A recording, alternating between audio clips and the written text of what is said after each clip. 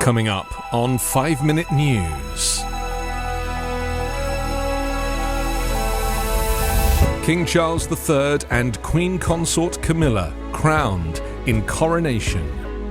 Jill Biden joins the royal family at Westminster Abbey for the first coronation in 70 years. And police arrest 52 anti-monarchy protesters. It's Saturday, May 6. I'm Anthony Davis. King Charles III was crowned today at Westminster Abbey in a ceremony steeped in ancient ritual at a time when the monarchy is striving to remain relevant in a fractured modern Britain. At a coronation with displays of royal might straight out of the Middle Ages, Charles was presented with an orb, a sword and a sceptre, and had the solid gold bejewelled St. Edward's crown placed atop his head as he sat upon a 700-year-old oak throne. In front of world leaders, foreign royals, dignitaries, and a smattering of stars, Charles declared, "I come not to be served, but to serve." Inside the medieval abbey, trumpets sounded, and the congregation of more than 2,000 shouted, "God save the King." Outside, thousands of troops, hundreds of thousands of spectators, and scores of protesters converged. It was the culmination of a 7-decade journey for the king from heir to monarch in a display of heritage, tradition, and spectacle unmatched around the world. To the crowds gathered under rainy skies, thousands of whom had camped overnight, it was a chance to be part of an historic occasion. During the traditional Anglican service, slightly tweaked for modern times, Charles, clad in crimson and cream velvet and ermine-trimmed robes, swore on a Bible that he is a true Protestant. But a preface was added to the coronation oath to say the Anglican Church will seek to foster an environment where people of all faiths and beliefs may live freely.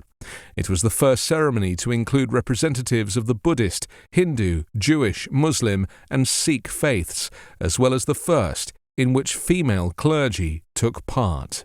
For 1,000 years and more, such grandiose ceremonies have confirmed the right of British kings to rule.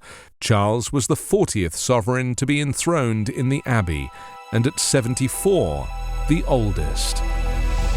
Today, the King of England no longer has executive or political power, and the service is purely ceremonial, since Charles automatically became king upon the death of his mother, Queen Elizabeth II, in September.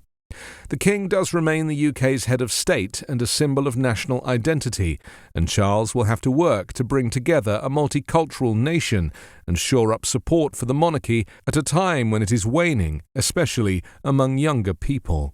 While most Britons view the monarchy on a spectrum ranging from apathy to mild interest, some are fervently opposed to it. The £100 million ceremony also rankled some amid a cost of living crisis that has meant many Britons are struggling to pay energy bills and buy food.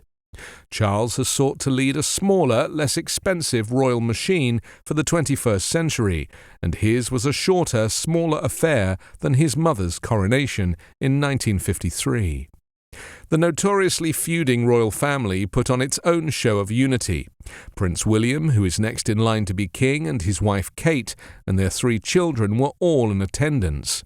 Towards the end of the ceremony, William knelt before his father and pledged loyalty to the king before kissing him on the cheek.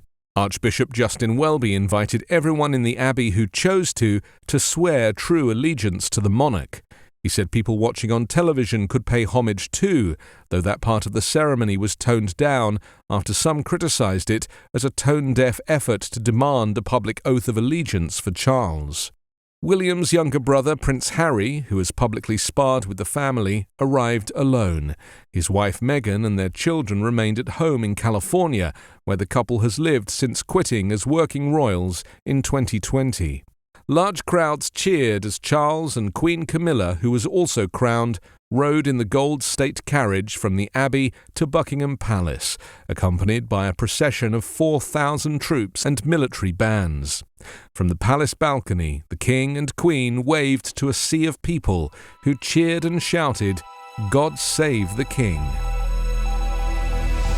Police arrested the leader of the anti-monarchy group Republic and 51 others at King Charles's coronation today, with officers saying their duty to prevent disruption outweighed the right to protest.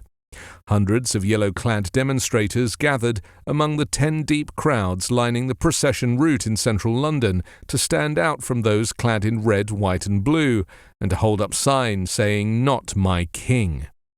The Republic campaign group said its leader, Graham Smith, had been detained before the procession began, and photos circulated on social media showing police officers seizing the demonstrators' placards.